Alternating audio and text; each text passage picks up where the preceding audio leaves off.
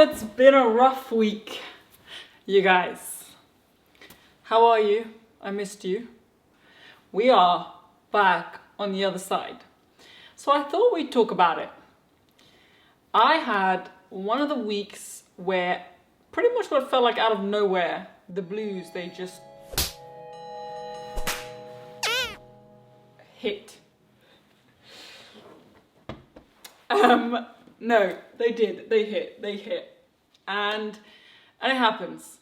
So for a few days, I was basically just a little sadder version of myself.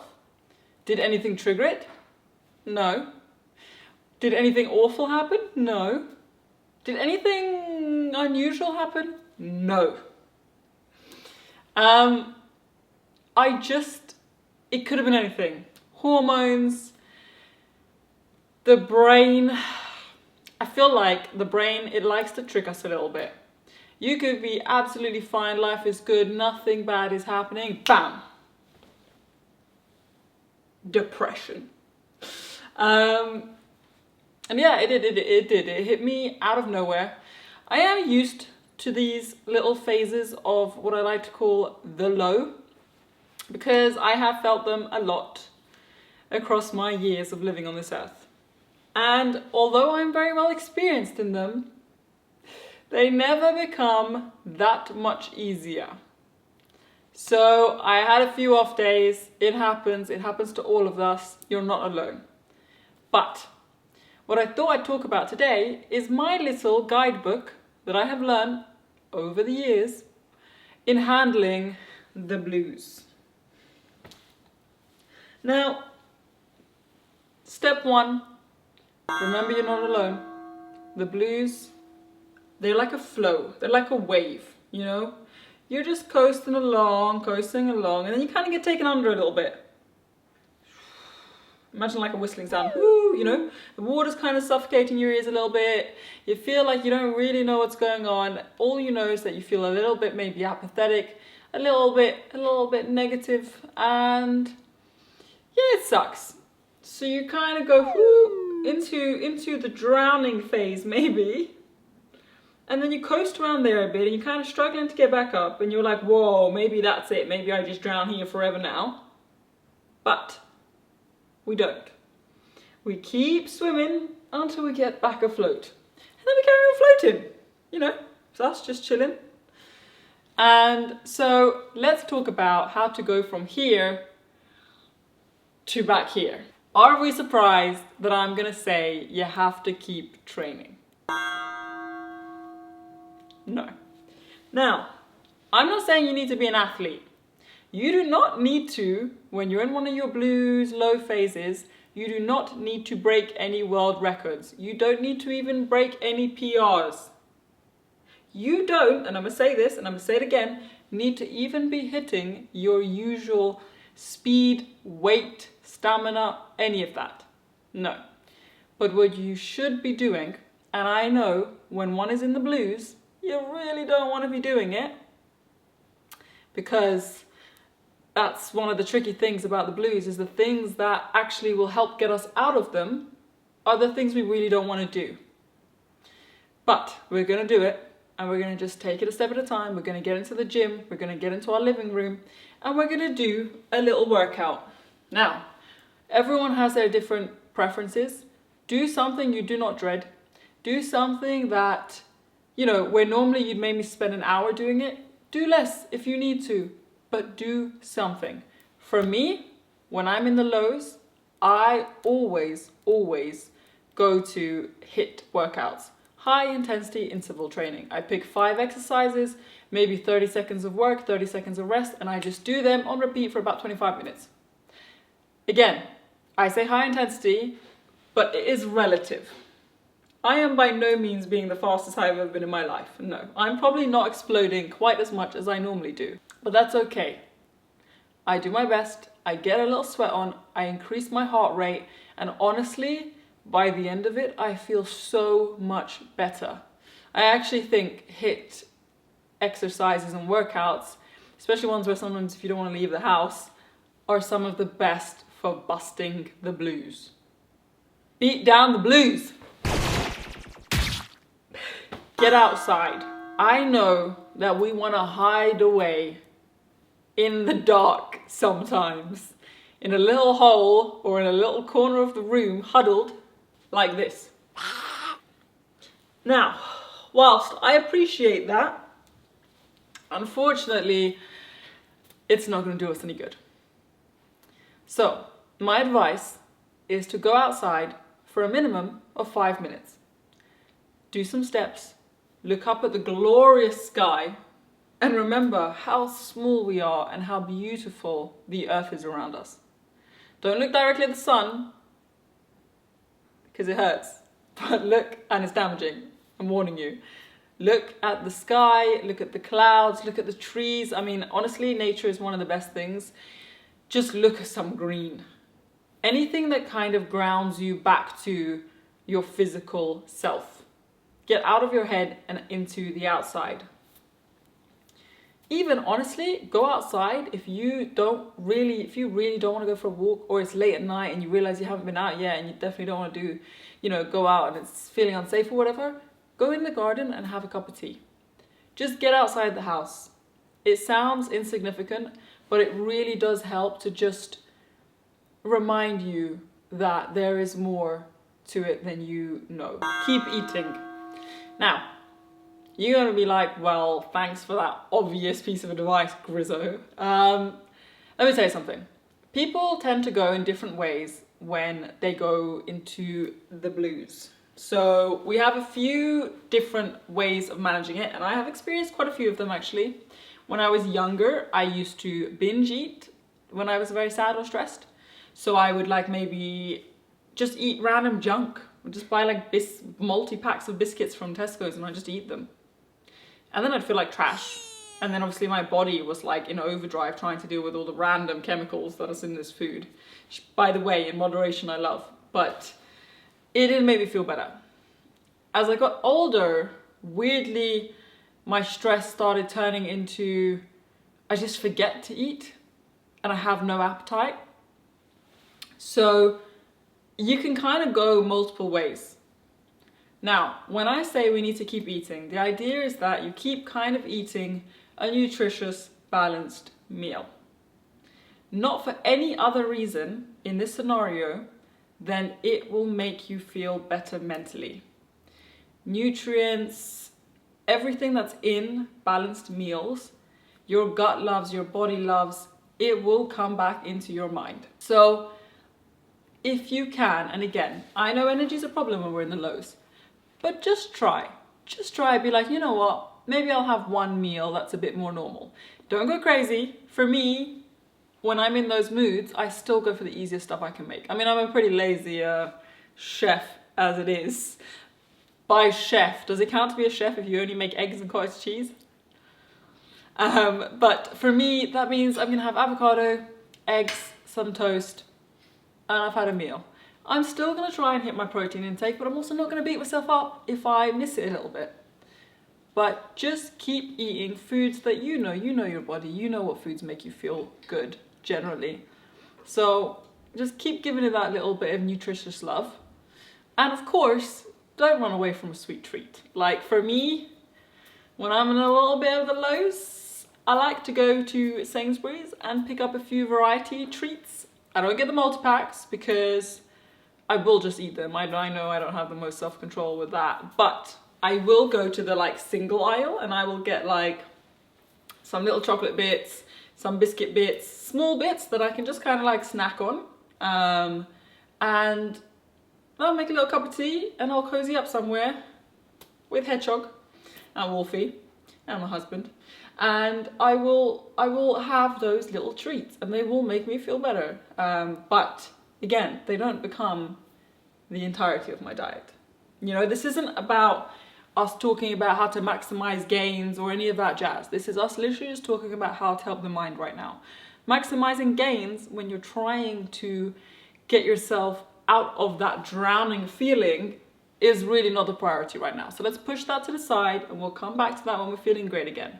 So nutritious food, feel free to have some little snacks that make you smile, and just keep fueling your body. Mind work. So there's many different ways of doing mind work. I'm just gonna tell you what works for me. but feel free to research other styles. As soon as I wake up in the morning, I do a 10-minute meditation, then I do some prayers straight after, and then I journal for about 5 minutes. My meditation is the kind of meditation where I basically stare at a wall, sat on the ground, and I just breathe in and out until my timer goes off. It's really that simple. There's a misconception with meditation, which is that you're not allowed to think during it. Don't worry about that. Like, when I'm in mine, I start off really focusing on the breathing, and what tends to happen is thoughts start coming at me. You know, they start kind of like hitting me in the head and squeezing their way in. Sometimes I'll even think about something for like 30 seconds. But then what you do is you realize you're thinking about something, and you kind of just like push it back out and go back to the breathing. So you focus on breathing in, you focus on breathing out, over and over again. And it kind of just happens like that until the timer goes off.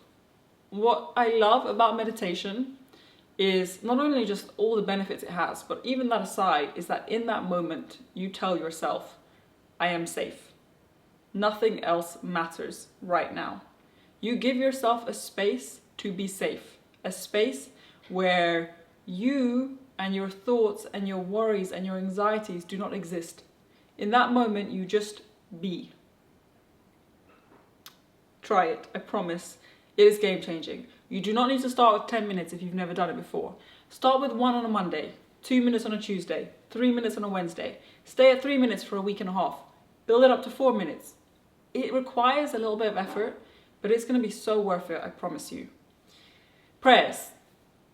Very important part of my soul. We all have different beliefs, but connect with them. Anything that gives you faith, hopefulness, and purpose, connect with that. Journaling. I honestly, as someone who thinks a lot and sometimes way too much, journaling is so freaking helpful for me. I basically sit down and I just word vomit everything I'm feeling. I don't even like write it properly. I'm telling you, like, you probably can't even read it. I already have bad handwriting. I'm like a doctor without the doctor's degree, sadly. But like, I have ineligible. Is that how you say it? I'm gonna let the editing process fix that for me. Thank you, good sir. I like to end these little sessions with little gratitudes. And I know that in these moments, it's hard to feel gratitude about anything really. So just go back to the basics. I'm grateful for my mum. I'm grateful for my husband. I'm grateful for my dog. I'm grateful for that digestive biscuit that tastes really nice.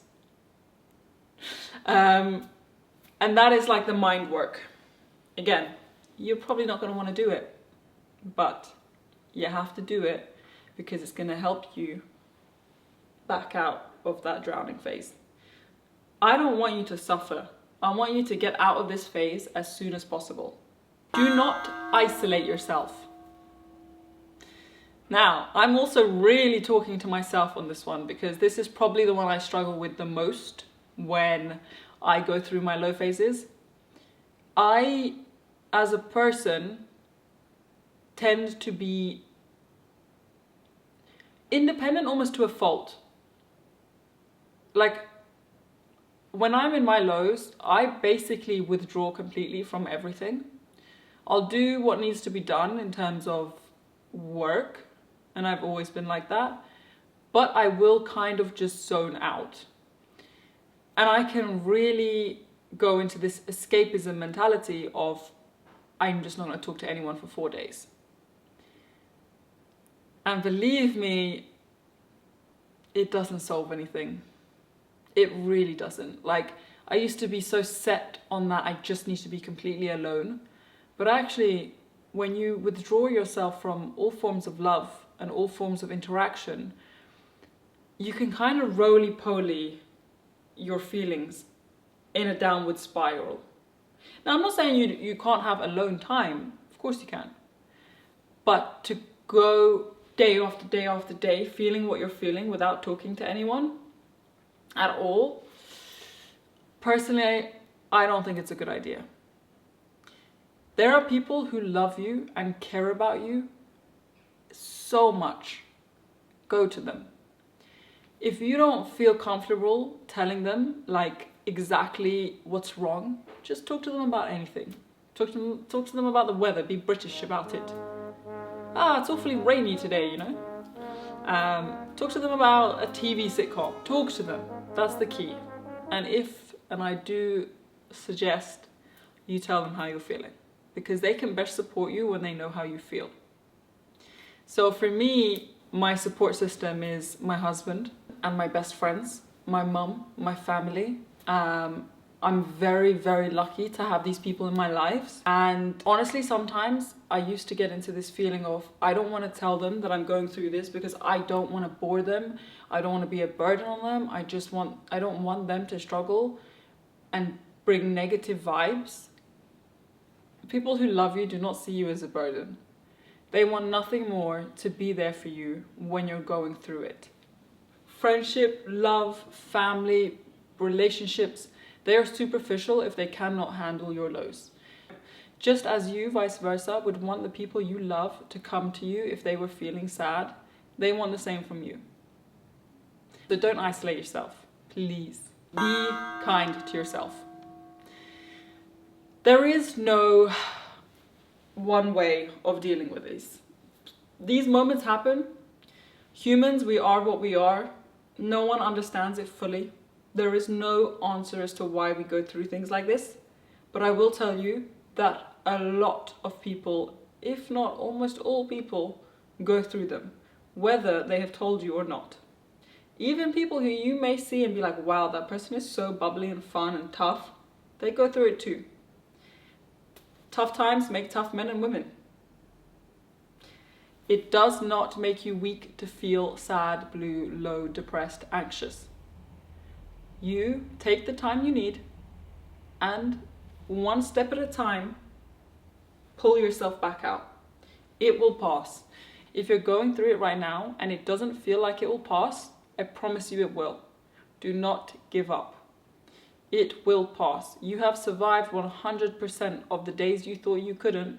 This one is no different. No matter if there is a voice in your head saying this is different, I promise you there is good on the side of the bad. It will pass. One step at a time, one foot in front of the other. Be kind to yourself and just know it will pass. Talk to people, reach out to a specialist if you need to. There's websites online. Just know it will pass. You're not going to be perfect in this phase. You know, your work quality may not be as high, your training probably won't be as good, your nutrition and your protein might be lower. That's okay. We just take it a step at a time. Even though you may have heard all these points and be like, I am feeling so low, I can't do them, I'm just going to ask you one more time to please try. You're a warrior. Don't forget that. Even warriors get hurt sometimes. They fall, they rest, and they come back better than ever. This too shall pass. This is me power posing. I hope this was helpful. I'm sending you a lot of love if you're going through this right now. Save it if you know this is something you struggle with. Maybe watch it when you're going through the lows. But just know, you are not alone. Just keep on keeping on. Keep on keeping on. This too shall pass. Mwah.